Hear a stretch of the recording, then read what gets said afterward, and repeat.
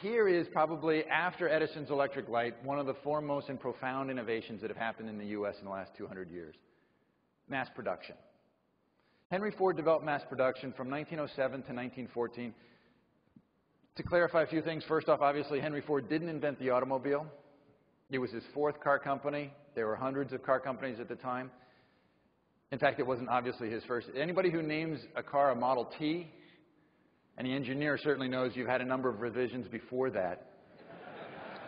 So the Model T was not the first automobile. It was the most successful and probably had the most impact of any. But what Ford did was he developed mass production. He commercialized it to the extent that it became a process that every other industry picked up almost as quickly as it possibly could. And for Ford, what mass production meant was beginning in 1906 when you're making 1,600 cars a year, and then ending in 1914 when you're making 265,000 cars a year, you have done something fundamentally different. And it changed the company overnight. It changed the automobile industry overnight, and it literally did change the world. I live out in California where the entire state was developed and designed essentially by oil companies and car companies. Mass transportation. We do have mass transportation, but we can't find it.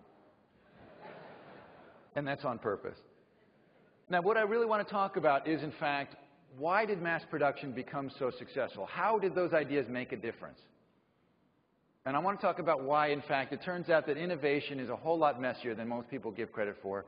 And behind every great man is an entire team, an entire process that really makes it work. So what I want to say first is mass production isn't a single idea. In fact, if you boil it down, really it's four ideas. The four ideas are interchangeable parts. If you're going to build 10,000 cars every day, you need to build 40,000 tires and have any one of those tires fit on any one of those cars coming down the line. Continuous flow production.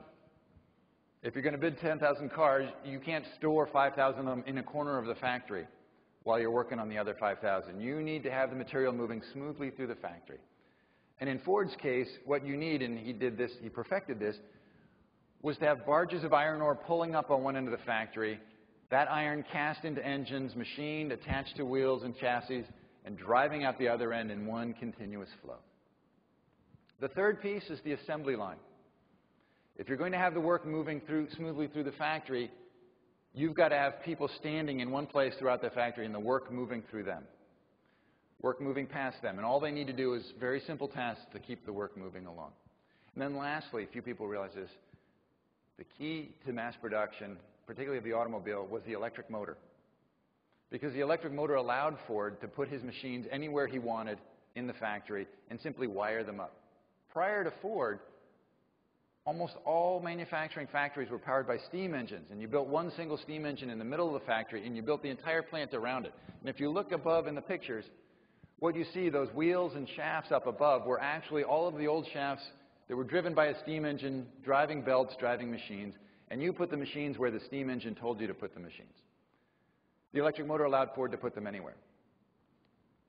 Now, the reason I tell you, not just because I'm a mechanical engineer and these things fascinate me, but the reason I tell you about the elements of mass production are because Ford's mass production shows that a great idea, the kind of idea that has an impact overnight, has that impact not because it's truly novel, not because a single person had that single idea at a single point in time, but in fact just the opposite.